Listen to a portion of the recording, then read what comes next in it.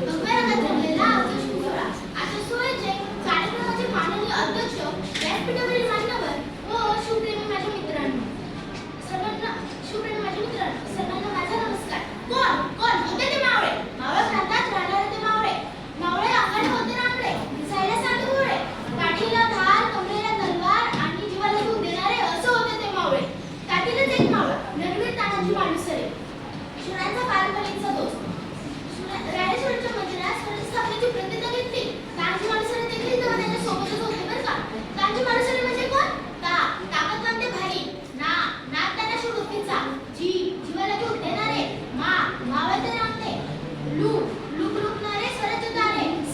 सर्वपठण करणारे. रेखाटण्यास सूत्रास स्वराज्याची मदत करणारे असं होते तानाजी मालुसरे. तानाजी मालुसरे यांचे गाव उमरठे हे होते. रायबाच्या लग्नाची तयारी जोरदार चालली होती. रायबाचे लग्न 4 दिवसावर ठेपले होते. रायबाच्या लग्नाचे आमंत्रण देण्यासाठी तानाजी मालुसरे शेलार मामांसोबत शिवरायांकडे गेले.